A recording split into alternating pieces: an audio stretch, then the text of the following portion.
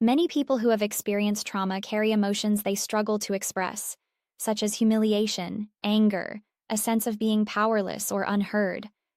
These emotions don't just disappear with time. Instead, they shape how we see ourselves, how we react to the world, and how we relate to others. Let me tell you about two of my clients, Maya and Sammy. Their stories are different, but they both struggled with the hidden wounds of trauma. Maya came to therapy carrying a heavy burden, one that had followed her since childhood. When she was 10 years old, she made a small mistake. She spilled a glass of water at a family gathering.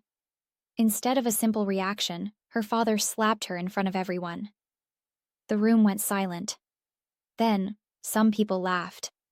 She stood there, frozen. She wanted to disappear but couldn't move. She just absorbed the humiliation. Decades later, that moment still lived inside her. Whenever someone raised their voice, whenever she made a mistake, her body reacted as if she were that little girl again. Humiliation isn't just embarrassment, it is the deep, painful experience of having one's dignity stripped away. It doesn't just create discomfort, it creates a wound that can last a lifetime. Many who experience humiliation think, if I just stay small, no one will hurt me again. But staying small isn't the solution. It's a survival response. The hardest memories make trauma unforgettable, replaying like a loop in the mind. But trauma doesn't have to define the future. To help Maya heal, we used reliving exercise, a method that allowed her to safely revisit the memory, not to suffer again, but to process it differently.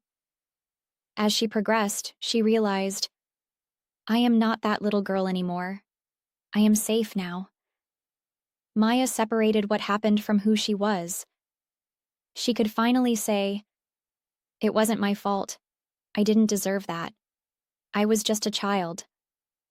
One of the biggest steps in her healing was challenging her negative thoughts.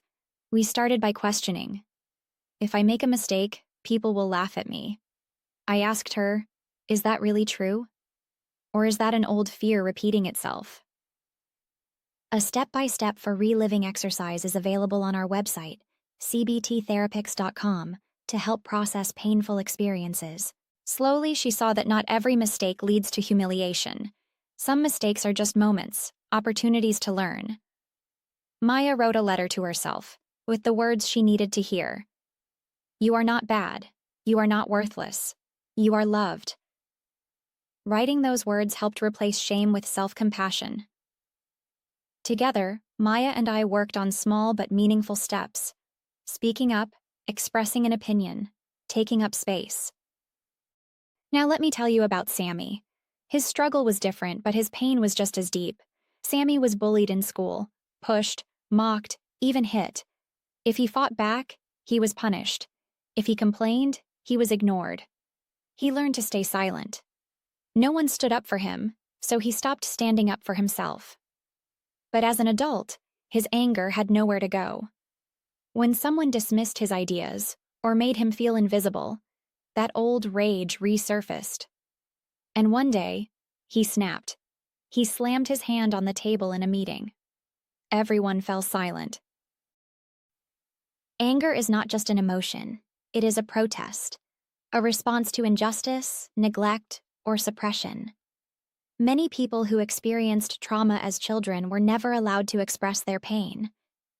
As adults, that pain finds its way out, sometimes as explosive anger. Sammy learned to recognize his early anger signs. Noticing them gave him time to choose a different response. Instead of suppressing his anger, he practiced safe releases, singing frustration in private, punching a pillow, writing an angry letter, and not sending it. Sammy and I worked on cognitive reframing, changing the meaning of disrespect. He used to think they're attacking me. That thought would send his emotions spiraling. We worked on reframing, shifting his perspective. Instead of seeing it as an attack, he told himself, I can handle this calmly. At first, it felt unnatural, but over time, he started catching himself in the moment. Instead of reacting with anger, he learned to slow down, breathe, and express himself assertively, without losing control. Final reflections. Humiliation and anger are reactions to past pain, but they do not have to define you. Humiliation loses power when we see it as a past event, not a reflection of our worth. Anger transforms when we give it a healthy voice. With self-awareness, the right tools, and structured healing, you can reclaim your voice.